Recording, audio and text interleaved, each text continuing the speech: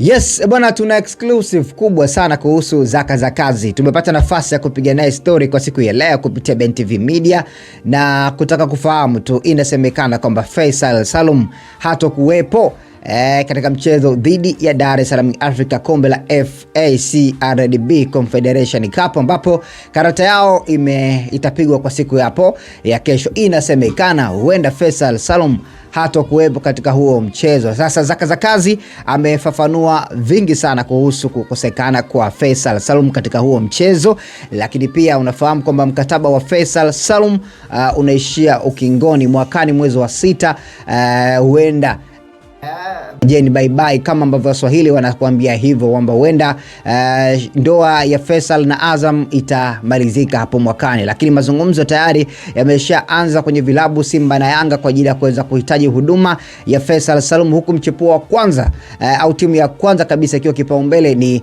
Dar es Salaam Africa. Lakini kuna baadhi ya wachezaji pia kwenye klabu ya Azam FC ambapo mikataba yao inaishia ukingoni, na tayari baadhi ya watu wanatajwa kama Idi Nado pia kuweza kutimkia Yanga Africa, na mazungumzo ya awali yashafanyika. Sasa Zaka za kazi ameeleza namna ambavyo jinsi walivyoweza kujipanga na hizo tetesi za kuhusu Faisal Salum kutokuwepo katika mchezo dhidi ya Yanga hapo kesho katika nusu fainali, lakini pia mkataba wake huenda unamalizika na klabu ya Yanga Africa. Wao ndio mchepuo wa kwanza au timu ya kwanza kuweza kutaka ofa nyingine au huduma yake ya Faisal Salum. Zaka za kazi anafunguka kupitia BenTV Media na Israel namna ambavyo skendo kuhusu Faisal kutokuwepo katika mchezo wa nusu finali kombe la FA pengine ni propaganda kuweza danganya toto mashabiki wa Yanga kwamba Faisal hatakuwepo na ndio mchezaji bora kwenye kikosi cha Azam. Anafunguka Zaka za kazi kuhusu hiki ambacho tumepata nafasi kipekee ya kupiga naye story kwa siku hii ya leo. Vipi maandalizi yenu kuelekea kwenye mchezo dhidi ya Yanga kwenye kombe la CRDB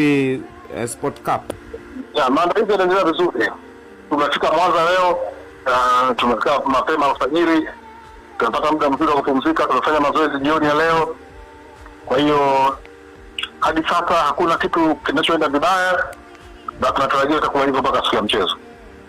Kuelekea kwenye huo mchezo, Zaka, mengi yanazungumzwa kuhusiana na ubora wa kikosi cha Azam FC na namna ambavyo ukikutana na timu kubwa huwa wanafanya kazi kubwa kweli kweli, lakini siku za hivi karibuni hamjaibuka na ushindi dhidi ya Yanga. Watu wanaipa nafasi sana Yanga pengine waweza kaibuka na ushindi kwenye mchezo huo. Ni jibu lipi la watu kuipa nafasi Yanga au nipi? Ni namba ndio jibu. Unaweza kuanza moja na lingine pia ukalimalizia. Asiwezi kujibu yote. Kuwapa nafasi Yanga hilo jukumu la watu wengine. Mimi sio sehemu ya watu wanaotoa nafasi au wananyima nafasi wengine. Hayo ni mambo ya mtaani, ya mashabiki, ya nini, ndo raha ya mchezo inapokuwa, wachambuzi na watu wengine. Lakini kimsingi ni kwamba sio Azam ni timu kubwa, Azam mwenyewe ni timu kubwa. Kwa timu kubwa zinapokutana, mchezo huwa unakuwa mzuri, hata standard ya mchezo inaongezeka. Hiyo ni kawaida kwenye mpira, sio kitu ambacho kimeanza sasa. Hata wanaoandaa mashindano yoyote, kuna baadhi ya mechi huwa wanazipa kategori tofauti. Kuna mechi za kategori A, kategori B, hivyo. Kwa hiyo ni hali ya kawaida ya mchezo na ndio nesha yake. Sasa kwa upande wa wachezaji, jinsi ambavyo wewe umekaa nao kuelekea kwenye mchezo, bila shaka ni mchezo mkubwa kwao na matamanio yao ya kuchukua ubingwa wa FA pengine ikoje kwao? Hakuna mchezaji asiyependa kupata taji. Kupata taji ndo jambo ni pinnacle, ni jambo la kufikisha mchezaji kwenye kilele cha mafanikio yako.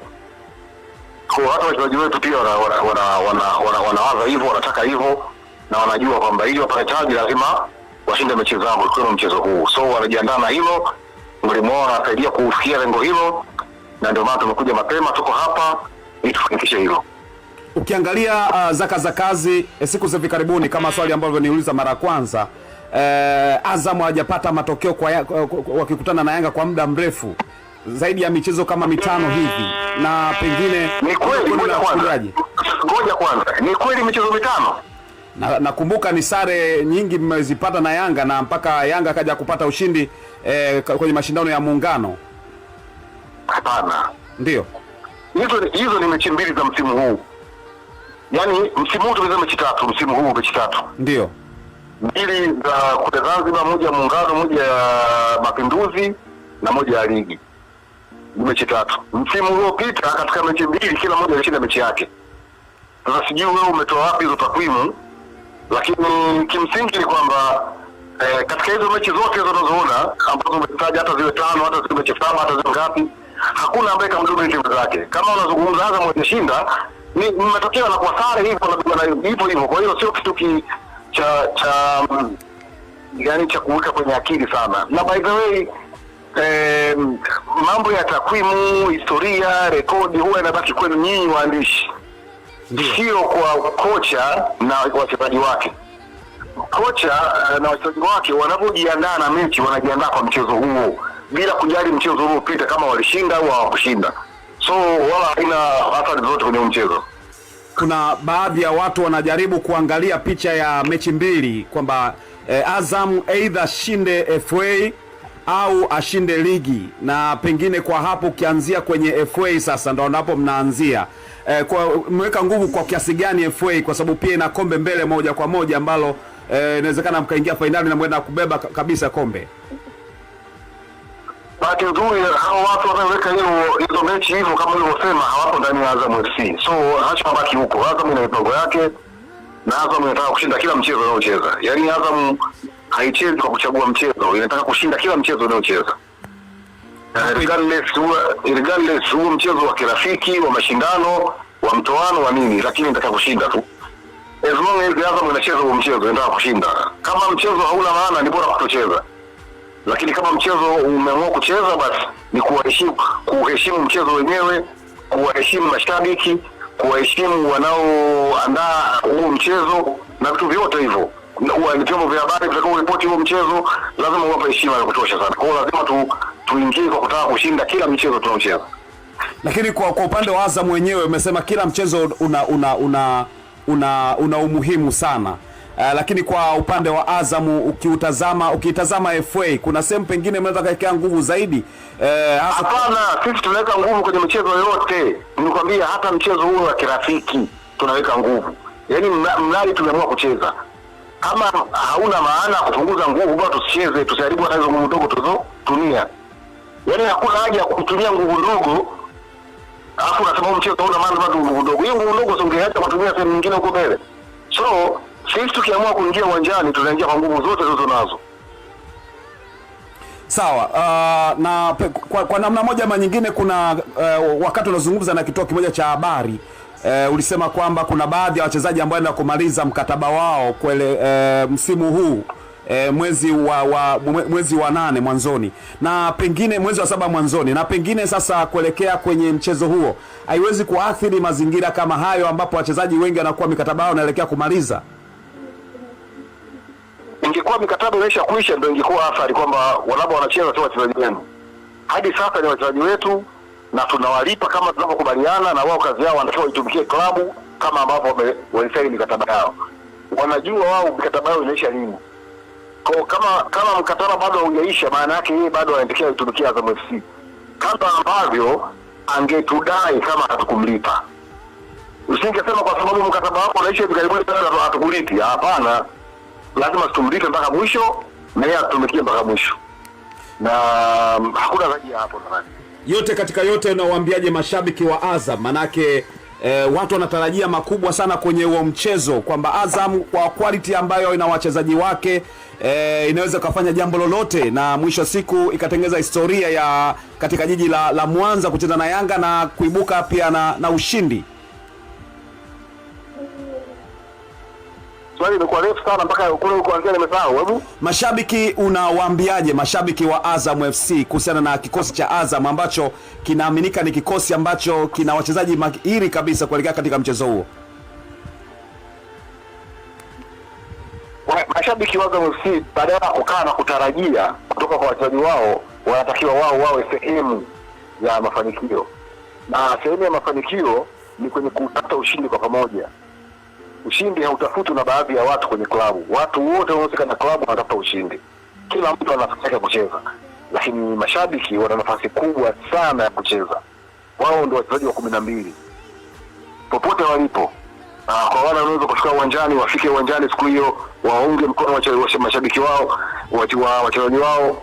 Wachezaji wakiwa uwanjani na wakaona mashabiki wako jukwani kwa namna yoyote, wakiwa wanashangilia sana, wanawapa nguvu mashabiki na wachezaji. Wakiwa wanaonekana kukata tamaa, wao wanajua kwamba sisi ndio tunaowaangusha. Kwa hiyo tuongeze bidii ili wale watu wasikate tamaa. So kufika kwao uwanjani kuna maana kubwa sana. Kwa uchache sana kukaa na kusubiri wachezaji washinde tushangilie, tutafute ushindi kwa pamoja, kwa kuanzia kuja uwanjani na kufanya chochote ambacho tunaweza kukifanya kwa sehemu yote ulipo, kwa imani yote tunayonayo kuweza kupata ushindi. Kwa uchache sana, Zaka za kazi, kwa kumalizia, mkikaa kama viongozi wa Azam mkiangalia Yanga hii ya sasa hivi, mnaona kuna uwezekano wa kwenda kufanya jambo? Sijui swali lako lina maana gani hasa, kwa sababu tumekuwa tukifika na Yanga tangu 2008 na katika vipindi vyote hivyo zilikuwa za Yanga za kila aina na matokeo yalikuwa ya kila aina. Kwa hiyo hakuna kitu ambacho kipo sasa. Hizi timu zinakutana kila siku. Huu nakwambia, huu katika msimu huu utakuwa mchezo wa 4. Ndio sikukuu hiyo kuja kila siku wala sio nzuri. Ndio maana weekend zipo kila wiki, baada ya wiki kuna weekend, lakini wewe unapojiandaa na weekend ni tofauti unapojiandaa na Christmas. Labda kwa mfano Christmas iko mara moja kwa mwaka, maandalizi yake ni tofauti na weekend. Sasa weekend ipo kila wakati, yani baada ya siku 7 imerudi, baada ya siku 5 imerudi kuja weekend, baada ya siku 5 kuja weekend. Kwa hiyo sio kitu kipya sana ambacho unaweza kusema unakifungia kibwaya. Labda ni kawaida tu, tunakutana kila siku, tunacheza mechi nyingi sana. Kitu cha pekee ni kwamba hii ni nusu finali. Hicho kitu kikubwa sana, na nusu finali ni kubwa regardless ni mpinzani ni nani, kwa sababu hii mechi ni nusu finali. Hata mpinzani angekuwa si na nani huko kwa kina Oscar huko wapi huko Kaliua, ndio bado mechi ingekuwa ina maana kubwa sana, kwa sababu ni nusu finali. So heshima kubwa kwa nusu finali, tunajiandaa kwa kiwango cha nusu finali bila kujali mpinzani ni nani. Basi mimi nikushukuru sana Zaka za kazi kuungana nasi. Asante sana. Asante.